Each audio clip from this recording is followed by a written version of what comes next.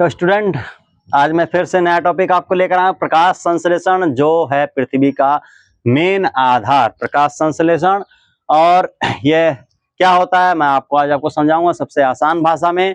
प्रकाश संश्लेषण जिस तरीके से समझ लीजिए हम अपने घर में भोजन बनाते हैं और भोजन को ग्रहण करते हैं, उसी प्रकार पौधे भी अपने लिए भोजन बनाते हैं।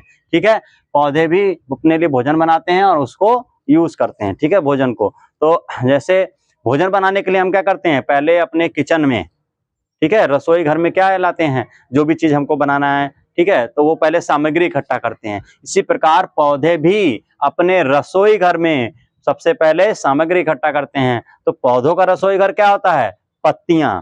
पत्तियां क्या कहलाती हैं, पौधों का रसोई घर कहलाती हैं। तो वो पेड़ पौधे ही अपने रसोई घर में पहले सारा सामान इकट्ठा करते हैं। उनका सामान क्या क्या जरूरी होता है खाना बनाने के लिए, पौधों को भोजन बनाने के लिए चाहिए जल और कार्बन डाइऑक्साइड। तो जल कहां से आता है, पौधे जड़ों द्वारा जमीन से उसको अवशोषित करके पत्तियों तक पहुंचाते हैं, यानी किचन घर तक पहुंचाते हैं। और उसको पहुंचाने के बाद फिर कार्बन डाइऑक्साइड इकट्ठा करते हैं। कार्बन डाइऑक्साइड कैसे लेते हैं, पत्तियां जो होती हैं हमारे पास, इस तरीके से जो पत्तियां होती हैं, तो पत्तियों में, अब ये पत्ती है, ठीक है, तो पत्तियों में छोटे छोटे छिद्र होते हैं, ठीक है, जिसे हम स्टोमेटा बोलते हैं। नीचे की तरफ अधिक होते हैं, ऊपर की तरफ कम होते हैं। तो जो स्टोमेटा होता है, देखो स्टोमेटा का मैं आकार आपको बता दूं किस तरीके से होता है। इस तरीके से स्टोमेटा का आकार होता है, ठीक है। तो ये जो होता है ये स्टोमेटा का आकार है, ठीक है। तो इसमें से ये ऑक्सीजन, जिसे हम बोलते हैं स्टोमेटा, ठीक है, इसे हम रंध्र बोलते हैं। हिंदी में क्या बोलेंगे, रंध्र। ये होता है रंध्र, ठीक है। पत्तियों में जो छोटे छोटे छिद्र होते हैं उन्हें बोलते हैं रंध्र। तो ये रंध्र से ये जो स्पेस है, इसके अंदर से ये क्या करते हैं, ये अपने अंदर कार्बन डाइऑक्साइड को ग्रहण कर लेते हैं, ठीक है। तो ये रंध्र द्वारा कार्बन डाइऑक्साइड को इकट्ठा कर लेते हैं। और मान लीजिए ये पेड़ है, अगर ये पेड़ दिया हुआ है, ठीक है, तो ये पेड़ है, ठीक है, तो इसकी ये जो जड़ें हैं, यानी जड़ द्वारा क्या करते हैं, वो जल को अवशोषित करते हैं। जड़ द्वारा क्या करते हैं, जल, ठीक है, जल को ऊपर ले जाते हैं। और यहाँ से पत्तियों द्वारा क्या आता है, कार्बन डाइऑक्साइड, ठीक है। तो यहाँ से CO2 को अपने अंदर सोखते हैं। तो जल और कार्बन डाइऑक्साइड सबसे ज्यादा मेन है। फिर आता है सूर्य का प्रकाश। सूर्य का प्रकाश जो होता है उससे ये क्या करते हैं, इसकी उपस्थिति में भोजन बनाते हैं। सूर्य का प्रकाश जब पड़ता है तो ये भोजन बनाने की प्रक्रिया चालू हो जाती है। जैसे हम लोग अपने किचन में भोजन को लाकर, वो भोजन सामग्री को लाकर रखते हैं, गैस जलाते हैं, उसके बाद ना भोजन पकता है। इसी प्रकार ये अपनी सारी सामग्री इकट्ठा करने के बाद इन्हें क्या चाहिए, सूर्य का प्रकाश चाहिए। सूर्य का प्रकाश जब मिलता है तब इनका भोजन बनाने की प्रक्रिया चालू हो जाती है, ठीक है। तो अब देखते हैं, तो जड़ों द्वारा जल कहाँ जाता है, किचन घर में जाता है। किचन घर यानी पत्तियां, पौधों में कहा जाता है, पत्तियों में जाता है, ठीक है। और पत्तियों में जो रंध्र होता है उसके द्वारा वो कार्बन डाइऑक्साइड को सोख लेते हैं, अपने अंदर ग्रहण कर लेते हैं, ठीक है। फिर मिलता है सूर्य का प्रकाश, ठीक है। तो सूर्य का प्रकाश आता है पत्तियों के पास, ठीक है, तब इसमें भोजन बनाने की प्रक्रिया चालू होती है, ठीक है। तो भोजन बनाने की प्रक्रिया, अब देखिए इसको किस प्रकार हम परिभाषित करेंगे, परिभाषा किस प्रकार लिखेंगे। एक चीज और समझ लीजिए, जिसके द्वारा जड़ पत्तियों तक जल और खनिज लवण को पहुंचाता है पत्तियों तक, ठीक है, उसको हम बोलते हैं जाइलम। क्या बोलते हैं, जाइलम, ठीक है, जिसे हम कहते हैं दारू, ठीक है, विज्ञान की भाषा में दारू या फिर जाइलम बोलते हैं। और भोजन बनाने के पश्चात पूरे वृक्ष में या पूरे पौधे में वो भोजन को क्या करा जाता है, वितरित किया जाता है, कि पौधों के सभी अंगों तक पहुंचाया जाता है भोजन को। तो वो काम करता है फ्लोएम। तो जाइलम और फ्लोएम, ठीक है, फ्लोएम को बोलते हैं पोषवाह, ठीक है। तो विज्ञान की भाषा में हो गया दारू और पोषवाह, ठीक है, जाइलम और फ्लोएम अंग्रेजी में हो गया। तो जाइलम क्या काम करता है, जो धरती से यानी जमीन से, भूमि से जल और खनिज लवण को खींचकर कहां ले जाता है, पत्तियों तक ले जाता है, किचन घर तक ले जाता है। पत्तियों में भोजन बनने के पश्चात पूरे पौधे में डिस्ट्रीब्यूट होता है, ठीक है, भोजन को भेजा जाता है, किसके द्वारा, फ्लोएम के द्वारा भेजा जाता है। तो अब आइए इसको हम परिभाषा रूप में किस प्रकार समझ सकते हैं आपको बताते हैं, ठीक है। देखिए इसकी परिभाषा, प्रकाश संश्लेषण की परिभाषा हम आपको समझाते हैं। प्रकाश संश्लेषण की परिभाषा क्या हो गई, अब यहाँ पे देखिए इसकी परिभाषा क्या होगी।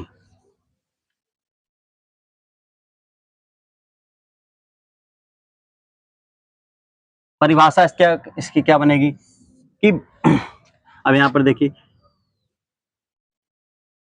सूर्य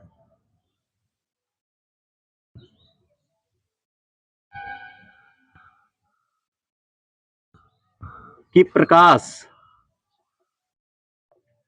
सूर्य के प्रकाश की उपस्थिति में, सूर्य की प्रकाश की उपस्थिति में पत्तियों द्वारा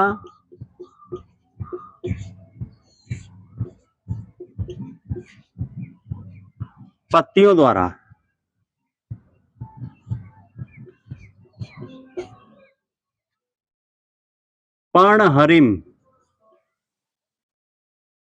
की सहायता से, पर्णहरिम की सहायता से जल और कार्बन डाइऑक्साइड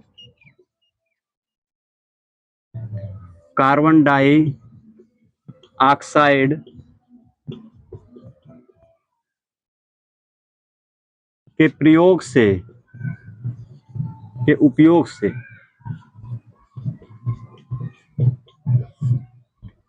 भोजन बनाने की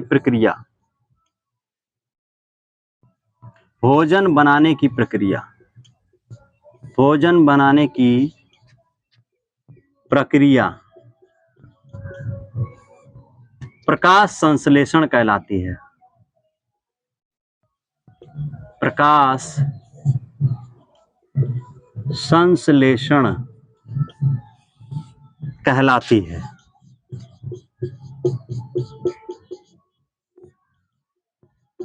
यह हो गई आपकी परिभाषा, ठीक है। ये हो गई प्रकाश संश्लेषण, यानी सूर्य के प्रकाश की उपस्थिति में पत्तियों द्वारा पर्णहरिम की सहायता से, पत्तियों में जो पर्णहरिम होता है उसकी सहायता से ही भोजन बना सकते हैं। यानी हरे पेड़ पौधे या हरी पत्तियां ही भोजन बना सकती हैं। जो पत्तियां सूख जाती हैं, जो हरे पेड़ पौधे नहीं होते हैं, वो अपना भोजन स्वयं नहीं बनाते हैं। यानी पर्णहरिम मोस्ट इंपॉर्टेंट भोजन बनाने के लिए। पर्णहरिम की सहायता से जल और कार्बन डाइऑक्साइड के उपयोग से भोजन बनाने की प्रक्रिया प्रकाश संश्लेषण कहलाती है। इसको हम रिएक्शन के रूप में कैसे प्रकार समझ सकते हैं? साधारण रिएक्शन के रूप में, ठीक है। तो समीकरण के रूप में देखिए किस प्रकार हम लिख सकते हैं प्रकाश संश्लेषण को। तो यहां हो गया, देखिए क्या चाहिए हमको, सबसे पहले आसान भाषा में लिखिए। देखिए कार्बन डाइऑक्साइड चाहिए हमें, क्या चाहिए? कार्बन डाइऑक्साइड, ठीक। या समीकरण लिखकर फिर आपको समझाता हूं, ठीक है। चलिए पहले आपको समीकरण लिखता हूं। तो यहां पर जाएगा 6 CO2, 6 अणु होते हैं जल के, ठीक है, कार्बन डाइऑक्साइड के, ठीक है। और 12 अणु होते हैं जल के, ठीक है। 6 कार्बन डाइऑक्साइड, 12 जल के। और हमें क्या चाहिए? चाहिए सूर्य का प्रकाश। क्या चाहिए? सूर्य का प्रकाश, ठीक है, प्रकाश संश्लेषण के लिए। और चाहिए पर्णहरिम, यानी हरे पेड़ पौधे, ठीक है, पर्णहरिम हो गया। अब इन दोनों का उपयोग करके पौधे क्या करते हैं? भोजन बनाते हैं। तो भोजन में क्या क्या बनता है? ग्लूकोज बनता है। क्या बनता है? ग्लूकोज, जिसका फॉर्मूला है C6H12O6। ग्लूकोज बनता है, और बनता है जल, और बनता है ऑक्सीजन, मोस्ट इंपॉर्टेंट प्रोडक्ट, ठीक है। अब देखिए इसमें क्या है। अब इसको हम क्या बोलते हैं? Carbon dioxide. इस तरीके से आप लिख देते हैं, इसमें दोनों चीज समझ में आ जाएगा आपको। कार्बन डाइऑक्साइड, ठीक है। ये क्या है? जल, ठीक है। यहां पर देखिए 6 अणु जल के भी बनेंगे और 6 ऑक्सीजन के भी बनेंगे, ठीक है। 6 अणु जल के और 6 अणु ऑक्सीजन के भी बनेंगे। तो यहां पर हो गया जल, और इसे बोलते हैं ग्लूकोज, जो उनके भोजन के रूप में बनता है। और फिर बनता है जल, अतिरिक्त जल भी बनता है, जल का उपयोग करते हैं लेकिन फिर भी जल उसमें बच जाता है, ठीक है। तो जिससे वो उत्सर्जन कर देते हैं, ठीक है, रंध्रों द्वारा ही फिर उसको वापस निकाल दिया जाता है, जिसे बोलते हैं वाष्पोत्सर्जन, ठीक है। यहाँ पर और क्या बनेगा, ऑक्सीजन,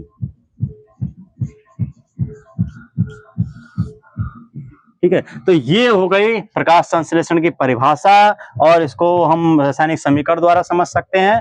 इसको आप पढ़िएगा और देखिएगा।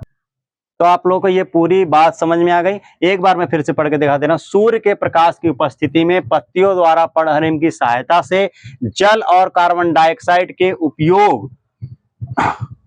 उपयोग से, जल और कार्बन डाइऑक्साइड के उपयोग से भोजन बनाने की प्रक्रिया प्रकाश संश्लेषण कहलाती है, ठीक है। इसको हम रासायनिक समीकरण द्वारा समझ सकते हैं।